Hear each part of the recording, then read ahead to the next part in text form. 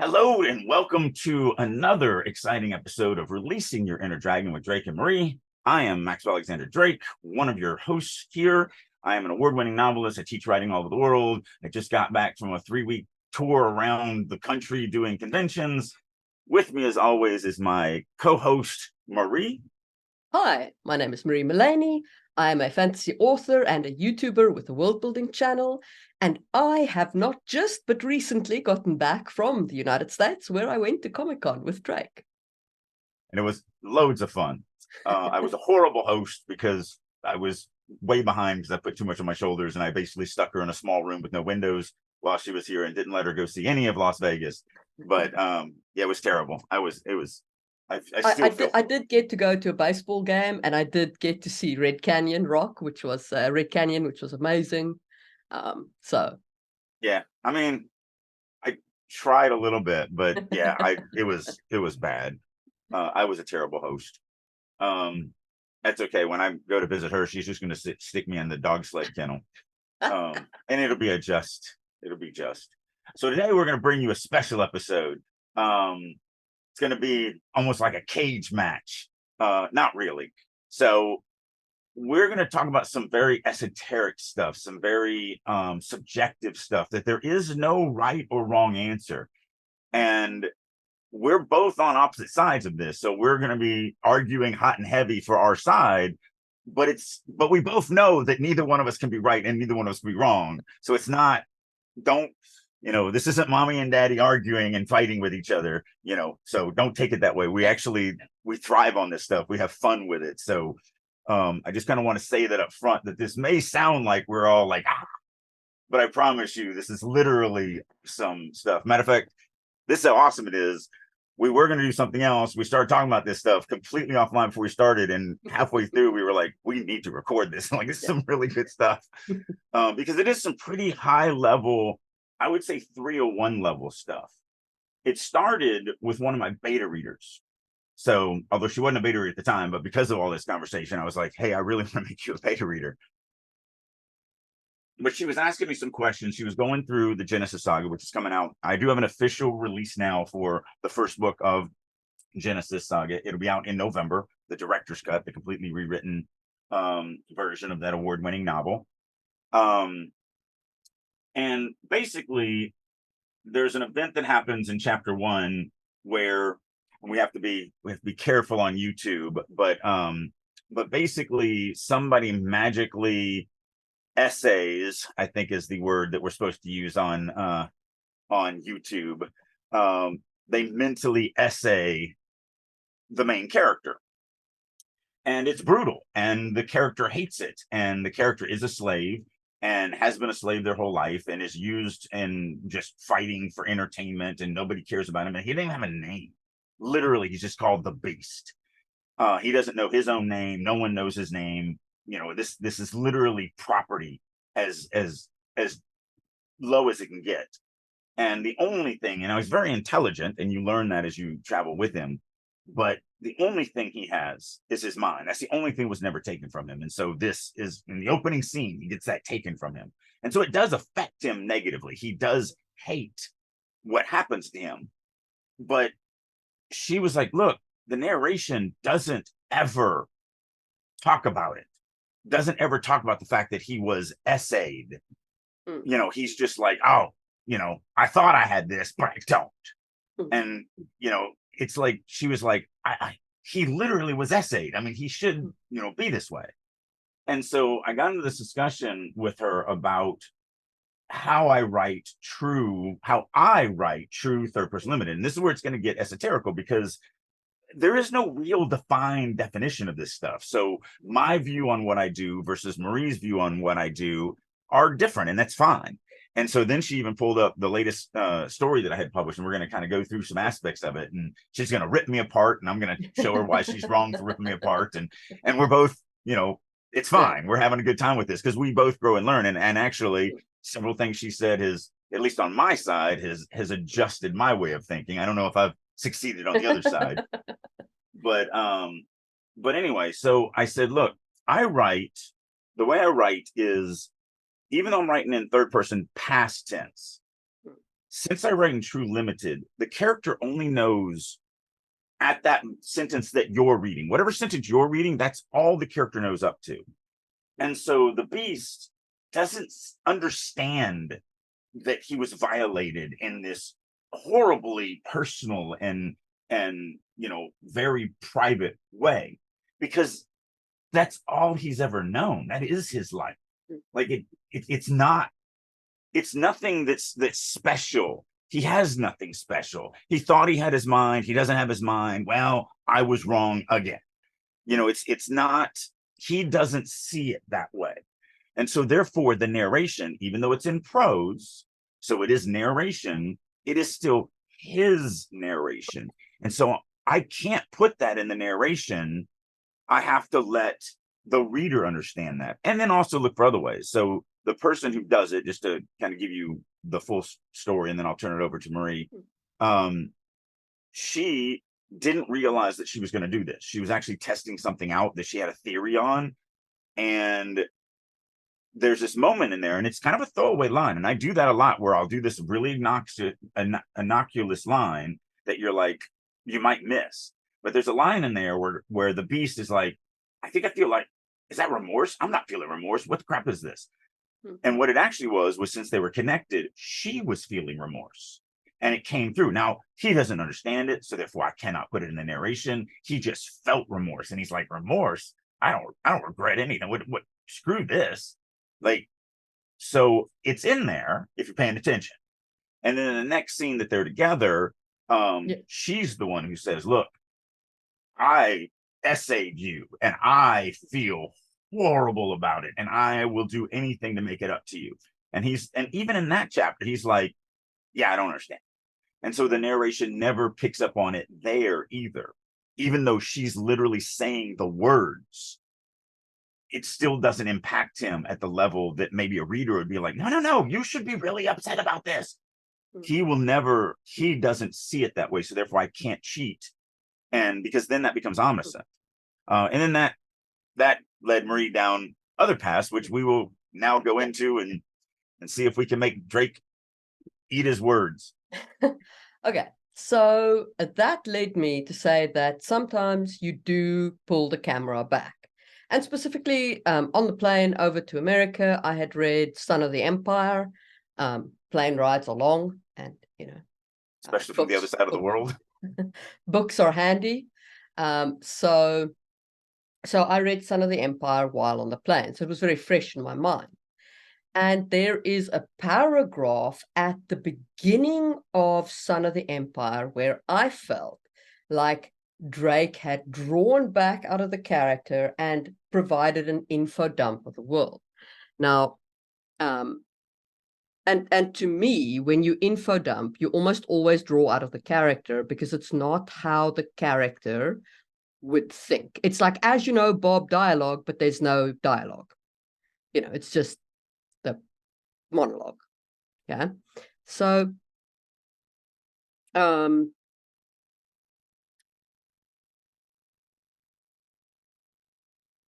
I will just read the two paragraphs in question. So the only truth about the gigantic wall of fog that was known for certain was it had been here since before the awakening. That, and all knew the dangers that lurked within the tangled mistwood forest hidden beneath the semi-transparent cloud. Now, all of that, I will give you, can be how Latimus is thinking, because he's just seen the heavy fog. The mist is right there. He's aware of it. But then the next paragraph says, beyond the great mist lay the northern plains, lands that extended all the way to the frozen wastelands. Small farming villages for the most part, but some decent-sized towns could also be found scattered about. Much of the food eaten within the realm came from there, though the endless forests of the north were the real treasure, providing most of the wood used throughout the empire.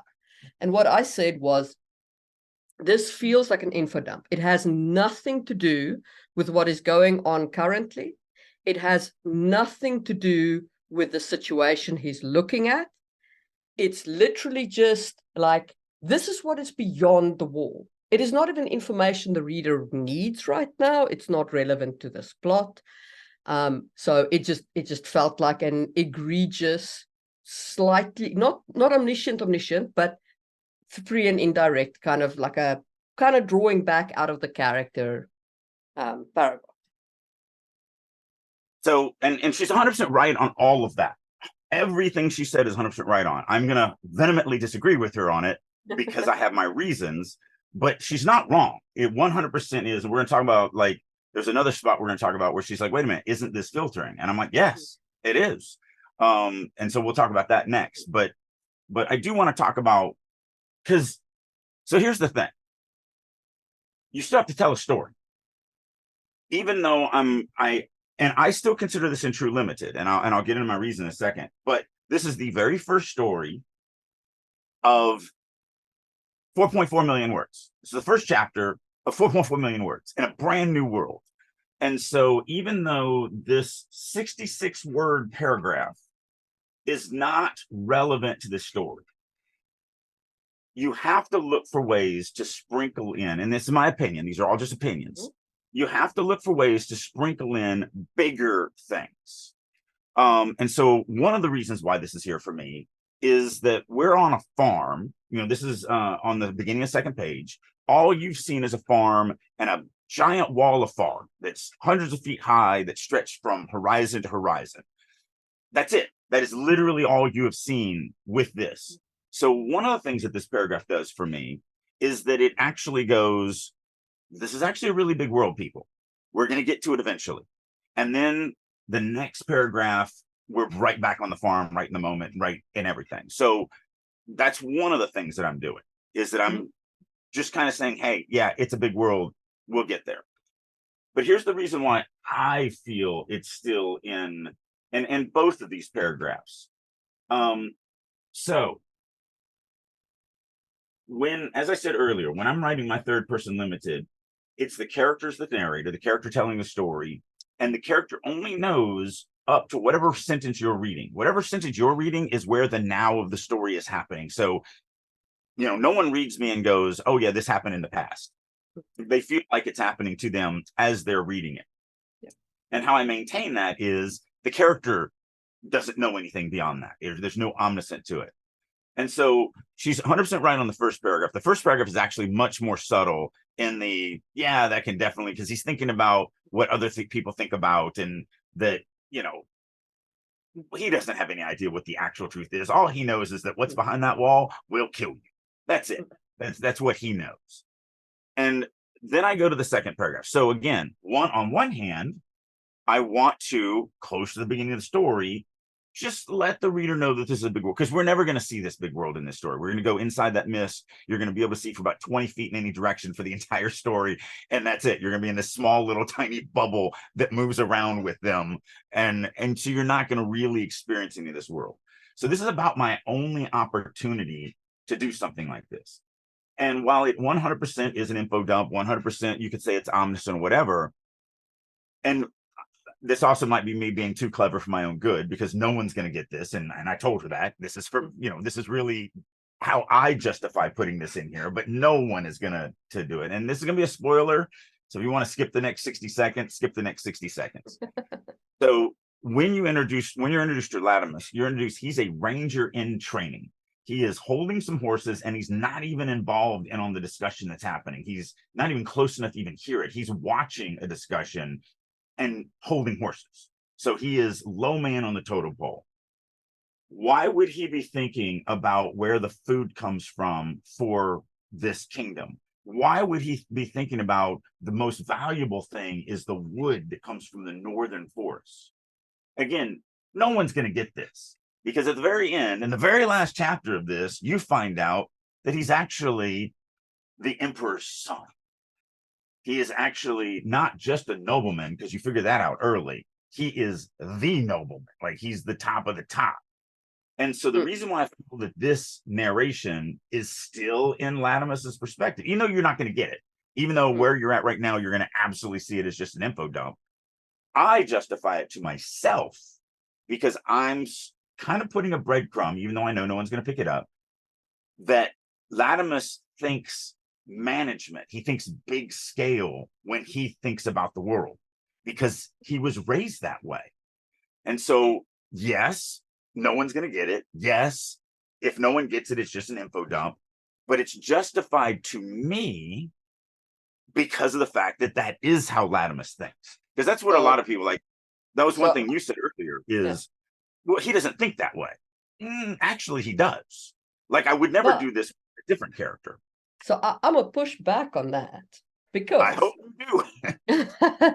Because if you wanted to show that this is how Latimus sees the world, then you needed to pull that back to the relevance that Latimus feels to the story, because currently there is no link. And this, to me, is one of the things that I say often to people that I critique is this information that you have just provided here. Do I need it now? Is it in any way relevant to what's going on here? Because without that link, now, if it grows my understanding of the character, that's great, but then it needs to actually grow my understanding. It can't be a breadcrumb no one's ever going to get, because then it is just the info dump, right? So if I think of when I did the same kind of thing in Hidden Blade, like right at the beginning, there are other duchies. I never mention them until they come up in narration, right? But when Itendulot comes up, I have Louis think about it like a nobleman, because he is, right?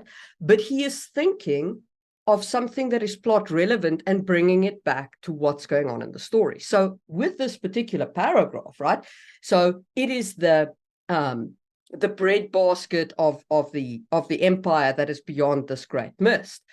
You know, if Latimus then went, if the mist expanded, as these people said, or if this happened, you know, or if the mist was spitting out monsters or whatever, like whatever ties back into the story, that could be a disaster for the empire.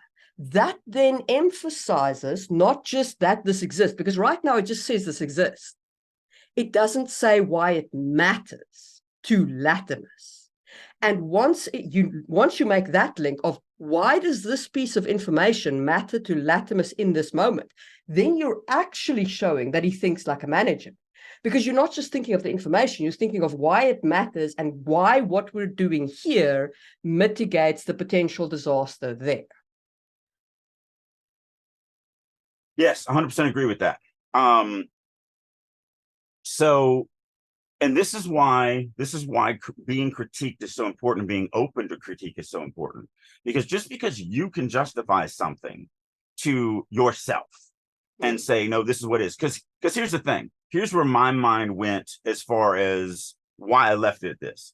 A lot of people would go and then do something like what I thought Marie was leading toward in the beginning, which was then Latimus thinking something about, oh, this would disrupt food for the empire and that would be disastrous.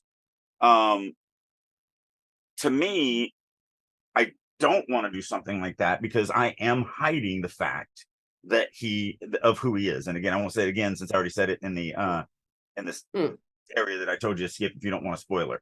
And since that becomes very heavy-handed now, again, being open to critique and listening and actually chasing these rabbits with a completely open mindset and not a no, my way's right because I'm right, because I'm always right. You just hit on something that we didn't hit on in the beginning of this, because when we walked away from the beginning of this, I hadn't changed my mind, because everything that you had given me still made me go, no, that's too heavy-handed. No, I don't want to do that. Not that it's wrong. It's that I don't want to do it. But you literally just said, and you didn't say it explicitly this way, but you did throw it in there. Because this is a monster hunt. You know, when I was pitching this over this last 2 weeks, I was like, look, basically the story is Latimus is Rainer in training. His bosses, his mentors get sent up to, because there's some farmers missing. Don't look for a Shakespearean mystery, because this isn't a whodunit. This is a what done it and how do we kill it? Because the world has monsters. And so right there, that's a brilliant thing that would organically bring it back in without being heavy-handed and without giving anything away for Latimus. We know we've already stated that farmers are missing. And so bringing this back into, which is why the Rangers spend so much time protecting the farmers up here, because, you know, the Great Mist spits out dangerous creatures. So while you were talking, I added a note because even though this was published, I've already told everybody that it isn't official until the end of 2024. So I will be changing a few things in this story. Before it's, even though it's published now and you can get it on Kindle and Amazon and Starving Writer Studio, which I'd rather you do, and don't give Jeff Bezos another one of my dollars. That is still brilliant. Like, that's a good way to bring it in, and not, because my concern, so what am I trying to do is this, as the storyteller, I don't want to give away who Latimus is. I want to present him as a ranger in training. I want to drop some breadcrumbs. So like, you do learn that he's probably a nobleman. It's never explicitly stated, but like later on, his mentors are like, you will not, you're going to do what we tell you. And he thinks to himself, I could make you do what I want, but then I'd just be a spoiled little brat. And then that also grows Latimus's character, because you're like, oh, so he does have power over them and he refuses to use it because he has values, and he values them, and he honors what his role is in this relationship. And so that grows him, and especially when you learn that he's not just an nobleman, that he, again, spoilers, sorry. So that's why having these open and honest discussions, and not just digging yourself in and going, oh, no, my way. What you're looking for is a way that does still work your way, but also can fix what the person's problem is. And that only happens through open and honest and completely, egoless discussion. That's why I said we get into these bouts, but we know that neither one of us are actually like digging our heels in. Yeah. So I do want to say, like, also there is an incumbency on the critiquer to be a little bit like, don't trample everywhere.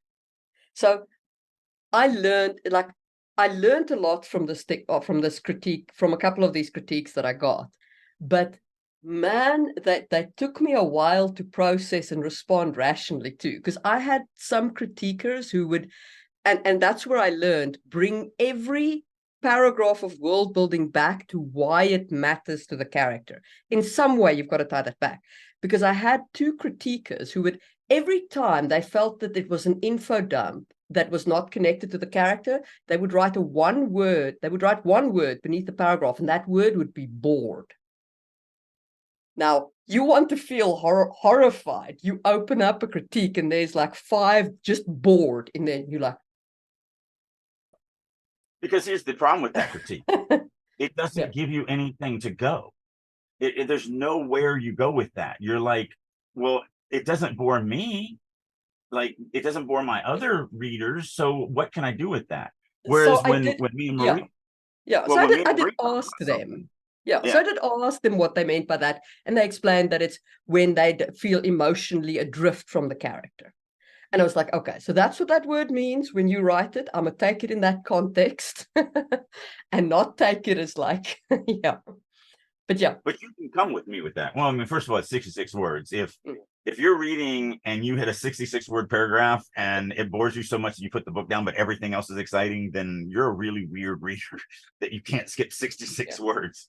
But that's not the way you approach me either. And that's not a way, I mean, everything you said was fantastic. When you're the critiquer, you need to come with really how it, some concrete, not necessarily solutions, because hopefully the writer will get there. And again, you threw out the word monster, but that wasn't your focus on the monster. Your focus was on another area. And it's like, but that's a little heavy-handed. But the monster, now that does tie directly back into the story, and a ranger in training, because I'm walking a weird line here. I'm playing a character who is this one thing, who is playing a character of a ranger in training. But you don't know that he's this character. You only know at this point that he's the ranger in training. So I have to run the role like a ranger in training. So as the critiquer, it is incumbent upon you to approach it with enough information that the person being critiqued can do something about the problem. Like, I'm not saying you have to sugarcoat it or whatever, but they have to be able to solve the problem if they see the problem, right? to me And a is the lot of key. times you don't know how to articulate it. So, Mm. as we already said, we've already had this discussion. Yeah. We had this discussion and we actually moved on to the next part of the discussion. Mm. And we resolved nothing Yeah. initially. And yet in this one, we resolved it. Why? Because Marie changed how she was trying to explain herself, and she went down the path a different way, which was the connecting it to the character in the moment. She didn't say that before, and now when she says it this time, I'm like, oh. Or if she did, she didn't say it in a way, because we didn't record that, so we can go back and look at it. I don't know how she said it, but it didn't click. So it could have been me that didn't follow the pin path. It could have been her that said it different, whatever. It doesn't matter. But this is why having a discussion about it instead of just no, my way, and then you're like, well, your way's wrong. Man, my way's right. Man. And then you just go, that's not how you improve. That's not how you think about things better. So no, that's actually very, very brilliant. Because I do have a bring it back line next. I mean, that's the thing, is we're also looking at things as islands. So the next line with this is another little piece of world building, but it's an instant in the moment world building, which is the next line reads, an air sprite fluttered past Latimus's view, its swirling tail leaving thin silk-like wisps in its wake. As was their way, the apparition was gone before he could focus on it. It broke him from his musings, returning his mind to the here and now. So I'm literally, and that's the other reason why I don't feel any of that is out of his head, because I'm literally telling you he was thinking about this stuff. So yes, but I still feel like that paragraph is too disconnected. But that's my opinion. I now I do see a way to. It didn't bother me, and it wouldn't have bothered. I mean, we're getting very, very, very nitpicky. Deep into the weeds. Right.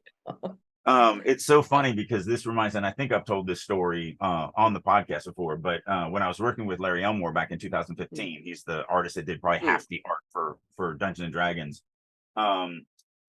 He told me a story about his mentor, where his mentor had said, he walked in. I don't remember what the mentor's name was, but he had walked in and Larry was basically erasing this ear he had drawn on this character. And it was like the third or fourth time he had erased the ear. And his mentor is like, what are you doing? He's like, I think I can do it better. And his mentor is like, and who's going to notice? Me? 5 other artists in the world? Like, you're already at the top. Like, your ears are amazing. You don't have to keep digging. So some of this stuff becomes an exercise in futility, because it's like, no one else is going to notice but Marie and maybe a handful of other people. But the vast majority of readers, 99.9% of them, are not even going to notice that this. They're not even going to notice that was an info dump. It's 66 words. Like, most info dumps are like 3 chapters long, and they start off with, in the days of old, the kings got together and made this proclamation. Like, that's an info dump. You think I'm bad on infodumps? You should hear me. I read a single sentence that has like a had in it that refers to a week ago. I'm like, flashback, take it out. Yeah. Because I'm so obsessive about flashbacks. So. Well, and that's a great thing, because I have things that I obsess about too. And this comes down to, and every writer has their foibles. And I think those are foibles. I have them and you have them. And what I mean by foibles is a fatal flaw, something that's actually bad for us. Because here's the other thing. Let's go back to just why are these 66 words here? They have nothing to do with the actual plot. But I have other jobs here than just the plot. And one of the jobs that I need to do, because I know the story can never do it on its own, is I have to just at least hint to the reader that this is actually a pretty big place, even though you're going to see a farm, and then you're going to see 20 foot in any direction in a fog bank for the rest of the time that you're in here. And then at the end, you're in a room back in a place called Hawk's Landing, but you don't even get to see Hawk's Landing. You're literally in the room, and you never leave that room. You kind of see out the window a little bit and see some trees, and that's it. So because I know this, why did I put this here? You are still a storyteller. You still have jobs to do. And sometimes those jobs are not going to follow all the rules. And so if you, like, sometimes a 1-line flashback just It needs to be there, even though it's Yeah. a one-line flashback and it curdles your blood. Yeah. It's just the way it is. And so we all have our foibles, and sometimes you just have to do I what you have to do. I agree. I do agree. Even I use flashbacks. Right. I'm just always, I'm very cognizant of them in chapter 1. I'm like, if you are giving me backstory in chapter 1, you're doing it wrong. I'm just Yeah. going to stop there. Yeah. We've done an entire podcast about Yeah. that. And then Yeah. a second podcast where you busted me for doing it. Anyway, cool. Yeah. So yes, But we know. but you know, I do agree that, you know, sometimes you do need to give that kind of like that little bit of an info dump, but an info dump is far less egregious if you can bring it back to the Oh, character 100%. in some way. 100%. Yeah. Yeah. I mean, I mitigated it and I was happy with the mitigation. And I actually would have left it there until you actually gave me an idea that mitigates it even better. Yeah. And so who's going to notice that? Maybe no one. Maybe no one. Does it matter? But, No, it's better for me. Now I like it better. Yeah. So until we got to that point, I mean, that's the other thing. And I said this last night in my open Q&A. Never follow anyone's advice. Always make sure that their advice is what you want to do. So before the recording, she gave me a bunch of advice, and I was like, yeah, I don't like any of that. At the beginning of this, where she was going, I didn't like, and then magic happened. And because I kept being open, I'm not going, oh, I'm not going to listen to Marie. She doesn't know what she's talking about. You know, I'm never going to listen to her. It's my. It's I hear you, I don't like it. I hear you, I don't like it. I hear you, I don't like it. Oh, wait, I hear you, and I actually really like that. Like, if you're not hearing and taking it in and making a decision on yes or no, if you've already answered no before the person opens their mouth to give you the critique, then why are you there? Why are you listening to this person? Just don't do the conversation. So even though I gave Marie a lot of no's, it was never a no, I'm not listening to you. It was a okay, no, I don't like that. I've thought about it. I've internalized it. It doesn't do what I want to do in my author voice. I get that it would work for you and yours. And so no, I reject it. And I reject that and I reject until we finally got to the point where it was like, oh, magic. That's a yes. I really like that a lot. And I'm gonna put that in there. And so it's so when we're looking at critiquing, which is funny because I got to do a video on critiquing. So part of the writer's room, and writer's room is up live. So if you guys haven't heard about it, go to writersroom.us. It is a professional exclusive writing community that me and a guy from Hollywood started. It's amazing. And I'll go into more detail about it later, but you know, why did I go down that path? Oh, I'm getting ready to do a video on because we're going to have weekly critique groups, but you can't join a critique group until you've been certified in the Drake way of running a critique group, so that everybody knows the same rules, and everybody knows that everybody's going to follow the same rules, and that there's not going to be any funny business in any of our critique groups because everyone's going to know Drake's way to do it, and everybody's going to follow Drake's way to do it. And this is one of the important things. It's about being open to that critique, not following it, not necessarily saying yes to everything. It's like, oh, you should do it this way. Okay, yes, I'll do it that way. And you should do it that way. Yes, I'll do it that way. Because you'll just ruin your manuscript. That'll just be 30 people writing your book. And you'll have 30 different voices. So what we just saw there was me looking for advice that I could then put in my voice and fit my style, but fix the problem that Marie had with this section.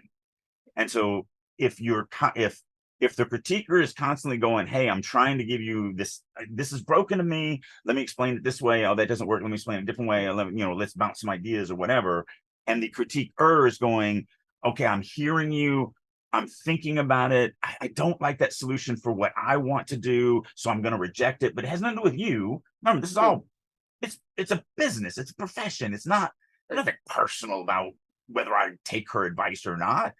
It's subjective, so it can't be personal. And so, the critiquer or the critique also needs to have that openness and go, okay, let me listen to you, let me actually see what you're trying to say. And then with that kind of relationship, you can have some magic, and you should have that in every writers group that you're in. So anyway, sorry.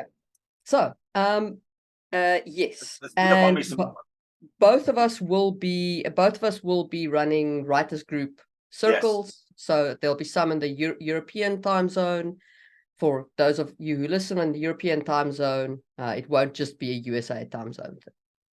So also, some of you are night owls or whatever. So, during her day can be during your nights. Yep. If that's what you're available for. So yeah, once we get everything going, absolutely Marie's going to be a part of this, and I'm very, very excited about that. And we have some other people too that are, because it's going to be pretty large. We're shooting to get upwards of 2,000 members, and so you need several good, solid people helping to manage that and to run those things with that many people. Yeah. But as I said, all for the last 2 weeks at conventions, if you're serious about being a better writer, the writer's room will make you a better writer. And that's its whole job and goal. So writersroom.us. Anyway, so the other thing then let's talk about filtering. Was down on 351. Well, Yep, I don't know if I've got it open. Yeah. So I'm going to read a little bit of the paragraph. So Latimus nodded past the old human toward his wife. Isn't it just you and the missus then? Master. The dragons never saw fit to bless us with offspring. It was then that Latimus noticed the wooden pendant hanging from around the man's neck, a depiction of the white dragon god Duin. Memories of his mother threatened to bubble up, but he pushed them away. Latimus continued to scrutinize the farmstead. Have you any slaked lime? Okay, so what I asked when I read this was, do you not see this as filtering? Because I would certainly call that filtering. And it is. To which Drake responded, yes, because he wants people to look at Latimus because he's trying to show that Latimus has only now spotted the religious iconography. So let's make sure we're defining this for those people that aren't regulars or whatever. So the line is, it was then that Latimus noticed the wooden pendant hanging from around the man's neck. So that's the sentence. So if we diagram that, what is our subject? Latimus is our subject. What is our action? Noticed is our action. So that means the sentence is about Latimus noticing something. And so normally filtering is bad because I don't want to notice the character. I don't want to look at the character noticing something. I just want to see what they're noticing. And so it could easily be rewritten, a wooden pendant hung from around the man's neck, a depiction of the white dragon god Duin. Remember, I could easily do that. And that would cut the filtering. Filtering should only be done. Filtering has to do with camera direction. We want to constantly control where the reader is looking. So in this sentence, since it is filtered, the reader's looking at Latimus, who is looking at something. Why did I choose to do that? Well, I chose to do that because to me, that's where I want the reader's attention focused. I don't care about the dragon pendant. That's not what's important to me, and that's not really what I want the reader to notice. So I don't write the sentence, a dragon pendant hung around the man's neck. I write the sentence, Latimus noticed a dragon pendant hanging around the man's neck, because I want the reader to look at Latimus looking at the pendant, because that's the important part to me. Now, she's right, and she wouldn't do it this way, and that's fine. Filtering is bad for the most part. And she's right. It would absolutely read probably exactly the same if I wrote it without the filtering. I don't think either way is stronger than the other. I don't think the filtering weakens this sentence. She does, and that's fine. That's subjective. But to me, that reason is, and here's the reason why. And again, we also disagree on this, which is fine too, because there's other ways to do this. And she gave me some suggestions, and it's like, yeah, I could see writing it that way, but to me, that doesn't do exactly what I'm looking for. So, right now, she hasn't convinced me I could change, even though she literally just did.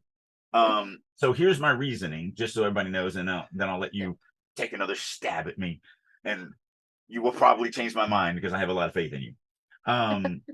So the reason why it's important to me to have the reader look at Latimus noticing the pendant is the next line that follows it. Memories of his mother threatened to bubble up, but he pushed them away. Now, it's all subtext. But what I'm saying is Latimus noticed a religious artifact, and him noticing this religious artifact reminded him of his mother. But he pushed those away. So obviously they weren't good memories. So subtext wise, his mother was probably religious or a religious figure in his life. And subtext wise, something probably really bad happened to her that he's not willing to deal with at this moment. All that's in subtext. But that's the reason why it's there. And then the next line is completely changing the subject, because he's like, he looks around the farm. Do you have any slacked lime? And then for us medieval people, we know what that means, but I do explain it down. The slack lime is what you used to whitewash buildings back then to protect them from insects and everything else. So that gets in there, you know, because you can't just assume that people know this stuff, because we don't slack lime anything anymore. So to me, the reason why I filter is because that's my way of saying, hey, look at Latimus looking at something, and then notice that because Latimus looked at it, some bad memories came up in his mind. And then notice that he ignored them all and completely changed the subject. That's why it's all in one paragraph, even though you would go, well, wait a minute, wouldn't you want to pull when he says, have you any slack lime, wouldn't you want to put that in its own paragraph? Because it's very different from the other paragraph. It is very different. And that's the point. It's very different because he's literally changing the subject in his own mind. He's like, I'm not going to think about this at all, and I'm going to ask you a completely different question than what this discussion that's going on, not between us, although the guy is talking about the dragon gods didn't see fit to bless them with children, but he's, you know, all of that. Now, again, am I being more clever than my own good? Maybe, because a lot of that is in subtext, and it is where I want it to be, at least right now, until Marie convinces me differently. Okay, so the first thing I'll say is that the filtering to me doesn't add anything to the subtext, because you have the same effect without the filtering. You have the thing he notices and the immediate connection to the memories. If you wanted to make that connection more explicit, if you wanted to draw a slight emotion through it, you could have a brief heartache. You know, you could have the pendant hanging around his neck evoked a brief moment of heartache, and then memories of his mother threaten to come up, and then he suppresses them. So everything else remains the same. And the reason why I would do that is because for me, the action of noticing is not important to the connection with the memories. And I would like to emotionally connect that pendant to his mother's memories. That would be my take on it. So I just want to show because when you first explained it to me, I misunderstood what you were explaining. I thought you wanted to do it this way to show that he wasn't religious. Well, that's because I was trying to remember something that happened months ago. But once I pulled it up and read it, that's what reminded me. Oh, right. No. I did. Because when we were discussing this the first time, she had said that. And my mind went, you know what? I really could put some type of connection to it. Why didn't I do that? That's dumb. And then when I opened it up and read it, I was like, oh, wait, no, I did do it. I just didn't do it in a way that Marie's satisfied about, which is fine. But so, you know, I did do it. And it wasn't that he wasn't religious. It was that his mother was religious, and therefore noticing the religious symbol somehow, and I'm not going to tell you how, somehow it ties into his mother. Yeah. So I would just tie a little, like I would just cut the filtering and just have that occur, because it is the same thread. I don't think that the filtering makes it in any way stronger, because the camera goes to the pendant, and then when the emotion comes, right, the camera swings back to Latimus, and we have the memory of his mother coming up and then being suppressed. So we have the motion coming back to him. Whereas the way you have it right now, the camera starts on Latimus, it goes to the pendant, it comes back to Latimus. So my preference would be that. So I just want to read from Hidden Blade, where I introduce now it says Lance, but it's Louis because he's wearing a different face. So Lance goes into a monk's cubicle, and he's talking to a monk there, and Lance had interrupted the monk's labor. Most of the scroll still awaited the stroke of the brush. The dense black robe hung loose on the monk's lean frame, a silver corseal wrapped twice around his waist to keep it closed. The knots of the corseal made the lower half of the rope belt as thick as his thumb. Lance bowed with deep respect, ending on his knees, making the sign of the wheel on his chest. Despite the location of his temple, those knots proclaimed this monk to be a man of proven mystical talents. If a mystical talent could be proven, a dubious proposition to Lance's way of thinking. So what I did there was the same thing, like was what you originally, what my conception was of Latimus originally there, is like, yes, the religion exists, he's part of it, he knows about it, he practices the religion, but he doesn't believe the religion at any depth. Yeah, no, and it works perfect, because that's also how he believes. So one of the big reasons why I'm not going to make this change in the Latimus side is because he's repressing all of this. So he doesn't allow himself to feel the heartache. And so if I added that to the character that I have, Latimus being in my mind, because in his next section, so when the actual saga starts, so these are prequel pieces, they're standalone little pieces to introduce you to the character in the world. In the next one, he actually has to confront his mother, not her, because she is dead, but he has to confront that thing. And you find out that the reason why, because in this story, you find out that he was supposed to, required by law, has to go into the army for 3 months. And he chose, instead of going to the army, to go into the Rangers, which no nobleman ever does. And you'll learn why as that goes on. But he was there for 9 months. And they actually had to come get him, because at the end of the story, that's what happens is a soldier from his king's guard shows up and says, your dad says you're coming home, like you're done. Because he actually said, he's embarrassed, but he says it's time to stop playing with the forest elves and get home, because the king bade him, you must say exactly what I tell you to say. So that's another reason why, again, that's why it's not rejecting, this is for the audience, not for you. It's not rejecting outright. You also have to filter it through everything you're trying to accomplish, not just with this moment in this story, but with the whole story as a whole and the character. And I want him to be incredibly repressive in this moment. I don't want him to feel the pain. I don't want him to feel anything. So again, it just doesn't do that solution. That's fine, but I still don't like the filtering. Like for me, that I know, and that's why I brought up the Lance example, because Lance it's just part of what he sees on the monk is there's the thing, and then there is the attached thought process. And for me, that sentence reads 100% the same if you focus on the pendant and then bring it back, right? Well, so I don't think it does. I think I would have to. So one of the big difference between yours and mine is yours is a direct, actual inner monologue dialogue. So I would need to, I feel like if I take out the filtering, then I would need to turn the memories of his mother threatened to bubble up to an actual, some type of him thinking about it, which again, he doesn't want to think about it. He's refusing to think about it. So again, this is all subjective. There's no right answer to this. I still like my way that I have, and she still doesn't like my way. And there's nothing wrong with either one of those.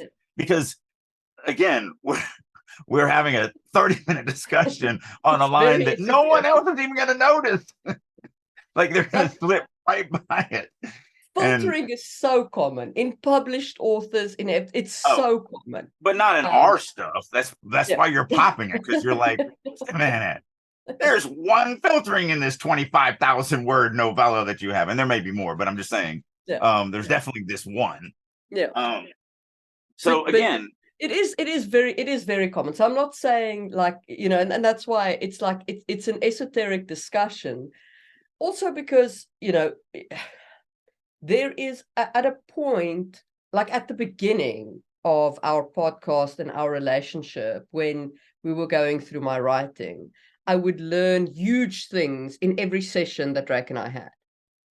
And now, like, I learn tiny nuggets from discussions like this, where I internalize things, because it becomes obviously like once you've, generally mastered filtering, if you then start having these discussions about, yes, but I feel like this filtering adds and I don't, and like, you both grow through that discussion. Yeah. Because you see it from my point of view, I see it from your point of view. Maybe a change is made, maybe a change is not made.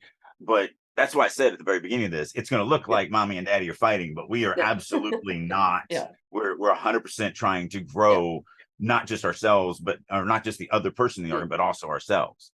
But why do you feel that the camera going fweep, fweep, fweep is important? Why do you feel that three-way flip adds anything? So I don't know if it's that precise. And again, everything we do as writers is, and again, it's not for you necessarily, but everything we do as writers, you have to feel like you're telling the story that you're in the way that you want to tell it. So this still flows for me. It makes me look at Latimus, noticing the pennant, and then it makes me, and so my attention never, so you, in your mind, you're going from Latimus to the pendant to Latimus. That's not how my mind goes. I'm looking at Latimus looking at something, and then what he was looking at makes him have memories that he shoves down and ignores. So I never come off of Latimus. That's what the filtering does to me. To me, the filtering makes you look at Latimus through the whole paragraph. So I'll tell you why I look at that pendant. Because it's the introduction of the gods. So that to me becomes an important thing that I focus in on. So it goes Latimus, pendant, then back to Latimus. So it gives me a kind of a whiplashy feeling. Right. Because it's the first time that you know who the gods are. This is not your introduction to the gods, but it is mine as the reader. I'm pretty sure that I've introduced the gods before then. I will do a quick check. That's what I was going to do.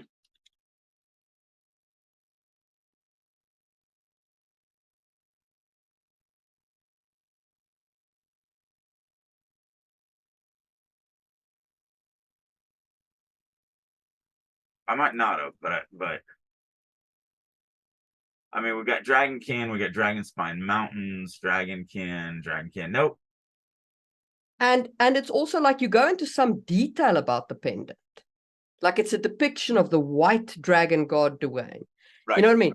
Like, and that's why it drew my attention there, because this thing is my introduction to the actual religion, and it's my first mention of the gods. It's a named god, so I zero in on it. Right. And actually, I do introduce them beforehand, like 2 lines before them, because on the and it's I master, the dragons never saw fit to bless us with offspring, like, and because that statement is what draws, because he actually invokes the gods, and they're dragon gods in this series. That's what invokes, or that's what causes Latimus's eyes to go, wait a minute, is this guy actually, showing his religion? And then I missed it. Oh yeah, there it is. So I don't know. Like I said, this is very subjective, but, and I hear everything as Marie's saying, and my mind is going, is there a way to change this that still makes me happy? But as of right now, the flow that I have when I read this is exactly what I want to see. And I hope, I mean, that's what you do as a writer. You hope that what you see is what they see. Because she's 100% right. Taking the filter out doesn't weaken this at all. Yeah. But it also doesn't strengthen it. And that's another thing that I usually won't do. Even if somebody can convince me that their way is the same as my way, in my mind, I usually will not do it because now that's just changing from the way that I naturally wanted to write it to a way that someone else naturally wants me to write it. Yeah, And I'm but not saying that's what she's doing, but I'm like saying that's I get it, but I still feel that whiplash. And yeah. I hear you that you say yes, you introduce it 2 lines before we say the dragons hasn't, but the No, dragons hasn't that was a blessed us joke. isn't the name, it's not the, Yeah, you know what I mean? yeah, There's so much detail on this pendant that I have to look at it yeah, because it's an introduction to a world building element. So my yep, focus goes Latimus pendant back to Latimus. yeah. I can see that. And that is why the flow to me is weird. Right, right. And I can absolutely see that, which means that other people are going to experience that same thing. Um, and you've given me a ton of different options. I just so far I haven't landed upon one that does I that mean, makes me happy. what so what makes you happy about the filtering? Again, to me, I don't have the whiplash. So even though I know I Mm. can absolutely see that you have it and absolutely agree that Yeah, other people are going to have it. I don't even seeing it. I don't have it. To me, it was then that Latimus noticed the wooden pendant hanging around the man's neck. The depiction of the white dragon god Duan. Memories of his mother threatened to bubble up, but he pushed them away. To me, I never stopped focusing on Latimus. Yeah, I'm hearing about this pendant, but I don't take my focus off of Latimus. My focus is on Latimus from start to finish. So I don't have the whiplash. And now what I've been trying to think of is, can I how about if you move the pendant a little bit up, right? So when the dude's talking about the dragon, have him close his hand on the pendant or something like that, right? So that the attention's drawn to the pendant there. Because the problem is because there's so much detail, and then you can have like Latimus you know be like I don't know, somehow think about or something like that. I don't know. so changing to there is also an option, but to me, it's still Hmm. I would still want to do a filtering after that. If I move the so right now the line that My Jarvis problem isn't necessarily the filtering. My problem is that there's too much being introduced in the pendant with the god's name and everything else, and that means that I have to look at the pendant. So if you reduce the amount of detail post the filtering, now that's an then idea, then I don't get the whiplash because I don't look. I'm looking at Latimus. You right? see what I'm saying? That's an idea. So because right now the line that the farmer says, his name's Mm, Jarvis, the name that he said, the line that he says is just talking head. So I don't have any narration mm, with it. So I absolutely could have him say, the man wrapped his fingers around um a pendant hanging from his neck, a depiction of the white dragon god Duan, mm, as he said the words or whatever. I wouldn't want to write it yeah. like that, but whatever. Um, And then you and can then I could write, yeah. something like, and I'm just gonna write this out of my mouth, so it wouldn't be Mm, like this because I can't write on my mouth. But something like, Latimus. It was then Latimus realized that he hadn't even noticed the pendant or whatever, and then something like memory. that. Yeah, Yeah. yeah. Yeah. Now Because that then that's fine because now I'm not looking Latimus pendant Latimus. right. You see, I'm not doing Because to that. me, I don't care where I named the god, because I do need to name Yeah. it, because the white dragon god is important Yeah. to Yeah. the connection to the mother. So I do need to name the white dragon god. Um, but yeah, I absolutely could move. I could move that up to that Just line and then still basically keep everything the way it yeah. is. And that works. That's actually a solution. But that doesn't change my filtering because I still want you to look at Latimus noticing 100%. for But the it first wasn't time. the filtering that bothered me. It's the whiplash. Right. Yeah. So yeah, now I do like that because I don't care where I Yeah. drop that information in. I just need to drop it in. So that's a really good solution. Um, and again, everyone, that is why we stay open and you don't just dig your heels in and go, no, I'm going to do it my way. Um, because I'm looking for, I really do. I mean, every time somebody brings a critique to me, I'm always looking for, okay, maybe I don't have a problem with this, but because this person does, if you extrapolate that, that means other people are. And maybe it's only 5% or 10%, but I don't want any percent if it's something I can fix. So, yeah, that actually, it fixes your problem by moving the detailed description of the pendant, and keeps what I'm trying to do in this paragraph, which is, hey, readers, look at Latimus looking at this thing, causing memories, and then look at him completely ignoring them and completely changing the subject all in the same paragraph. So it still keeps what I'm trying to accomplish with the paragraph intact, and it also eliminates the problem that Marie has, because where I drop Duine's name, who cares? Like, that doesn't you don't care, but so, and well, this that's what I'm comes to saying. something, this comes to something that I've also said to people in critiques is don't move between concepts without transition. And like, obviously this is not as egregious, but I've read people where they're in combat and then all of a sudden they stop to give like an internal narration or a flashback or an explanation of a thing. And I'm like, are you insane? Like, I don't write that, but I think that. Right. What makes you think that a line of tension can survive here? Because you're giving the reader whiplash. You're like, I'm here, I'm doing this thing. Now I'm here doing this thing instead. I'm like, but I was yeah. But this is also how you know you're growing, because in the beginning, you're right in the middle of a fight, and then you give this flashback to when they were 2 years old and having their butt wiped by mommy, and you're like, but technically you could say this is the same thing, but it's that thing that, again, most people are never going. And when I say most, I'm literally 99.9% of all readers would never even either one of these things that we talked about. Neither one would even bat an eye to it. But that leads to, what do you want to be as a professional? Do you want to be a professional that goes, look, I'm good. 99% of the people are going to get this. I don't want to change it. I don't want to think about this. I don't want to work at this. I don't want to improve. Or are you insane like me and Marie and like, oh, wait a minute now, could I make it just that much better? Like could it be a hair better? Let's go down that path. Let's figure out if we could make this a hair better.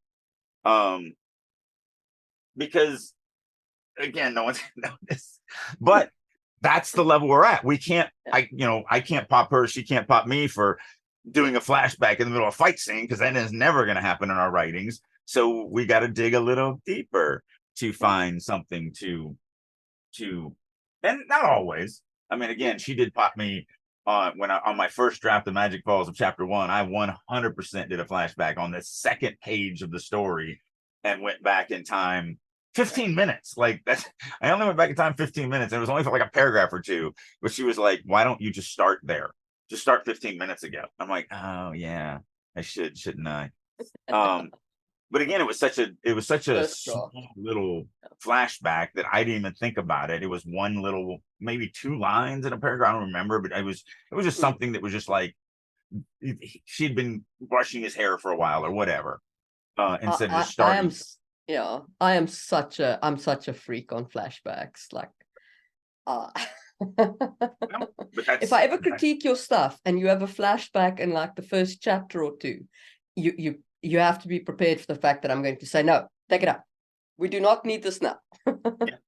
Or you start in the wrong spot. Or you started in the wrong spot. Like, one of those 2 things. Right. Yeah. I mean, like I said, this is some pretty esoteric, high level stuff, but it's all the same. It's just where you're at in your journey. The real magic to this, I'm hoping that you guys get out of this, is being a critiquer and being a critiquee is very, very important to understand your role, your relationship, and what you bring to the table and what you're trying to accomplish. The critiquer is trying to accomplish different ways of stating the same thing until the critiquer finally can see what, maybe a solution to the problem.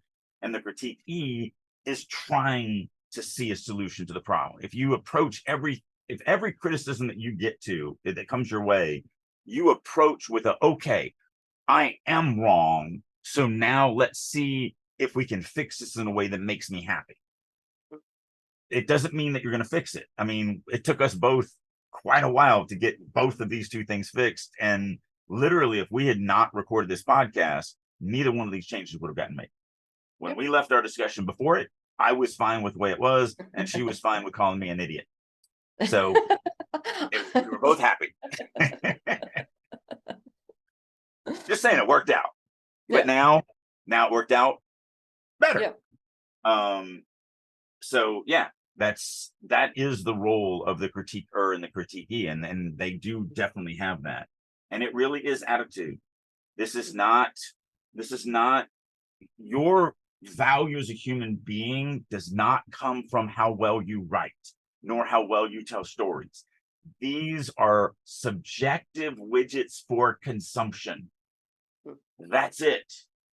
Don't put your self-worth into what you do. Don't think that when somebody critiques you, they're ripping your soul up and they're, peeing on your grave. Like, it's just some words on paper, and they're trying to help.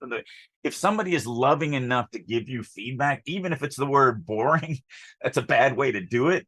But if they're caring enough to take time out of their life to give you the word boring, then you should honor that by going, okay, you're trying to help me. I mean, obviously in that case, I think the critiquer is not doing their job properly, but they're still trying. And so with that, the critiquee should also try. It is a relationship.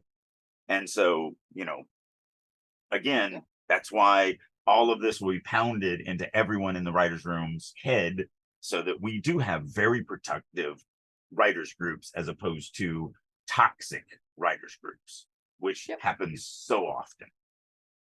So, and I think that is a good point at which to end this episode. We have been offline for a couple of weeks, so welcome back. And I hope that you have all enjoyed this session. Till next time. Bye.